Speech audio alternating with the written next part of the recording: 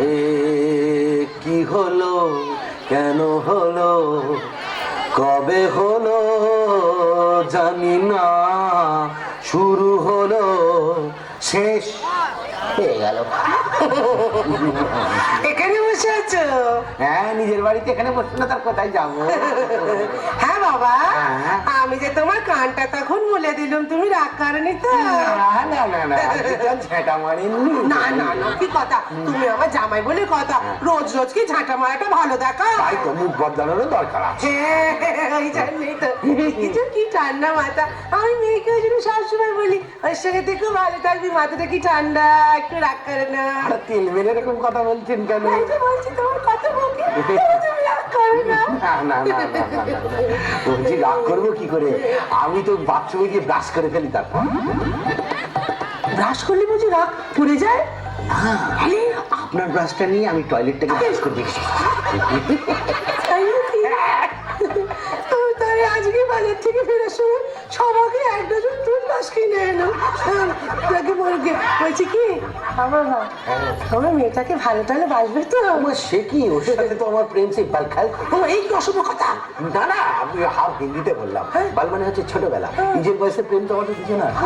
কিন্তু বাবা নোংরা তো তোমার সঙ্গে আমরা সারা জীবন কি করে কাটাবে কে জানে। সেই জন্যই তো বিয়ে করে ওকে এখানে নিয়ে এসেছিলাম, কিন্তু কি করে জানবো যে আপনি এখানে ওকে ধাওয়া করবেন? তোমার মতো লোকের না মোটা বিয়ে করা উচিত না। আমি জানি তো, আমার জামাই থাকতো মারার সময় আমার মুখে জল পাবে না।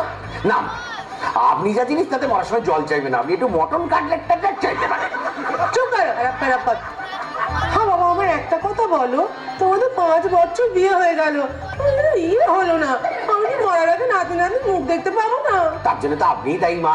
আমি কি করে?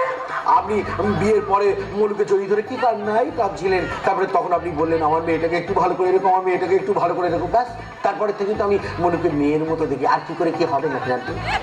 যাকে একটা কথা বলি, এত যে মদ খেয়ে ফতি করছো, একটু ইন্স্যুরেন্স করেছো?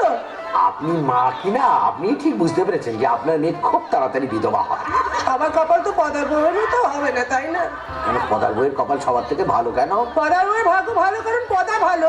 যেই দিন ইন্স্যুরেন্স হলো ব্যাস, পরদিনই গাড়ি চাপা পরে কেমন টুক করে মরে গেল, পদার বউ ডবল টাকা পেয়ে গেল। মামা একটা কথা জিজ্ঞেস করবো? কি? বলছি মনুর বাবা তো হারিয়ে গেছে, আপনাকে ছেড়ে প্রাণে বেঁচেছে আজ 25 বছর হলো, তো মনুর বয়স 22 কেন মা? তাদের তোমার কি? আমার বর আমার ফেলে ভেগেছে 25 বছর আগে, তাই বলে আমার রূপ যৌবন তো আমার ফেলে ভাগেনি নাকি? যাকে বাদ দাও সব কথা, তোমার সাথে আলোচনা করা দরকার। আমার একটা কথা জবাব দাও, আমি কাঁচা লঙ্কা খেতে এত ভালোবাসি, কিন্তু কাঁচা লঙ্কা আনছো না কেন বাজার থেকে? আমি মনে প্রাণে চাই না মা, ঘুম থেকে উঠে আপনি সকালবেলা চোখের জল ফেলুন, আমার খুব খারাপ লাগবে। তোমার মতো ছেলের সঙ্গে আমার মেয়ে কি করেছে সারা জীবন থাকবে, উফ, আমি সেই কথাটাই ভাবি। আমিও তাই ভাবি, মানে এটা ঠিক উচিত হয়নি। তবে ওই যে আপনার মেয়ে যখন গলা নিচু করে কিছু বলে তখন বুঝতে পারি কিছু চাইছে, কিন্তু গলা যখন উঁচু করে বলে তখন বুঝতে পারি যে ও যা চাইছে তা আমি ওকে দিতে পারবো না। তবে সেদিনটা খুব জোর মুশকিল হলো। কি মুশকিল?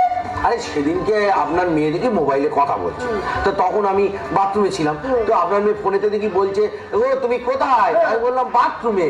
তারপর আপনার মেয়ে বললো তুমি বাথরুমে কি করছো? তারা বলে কোমরে বলে বসে আছি। তারপরে বললো আমি কি আসবো?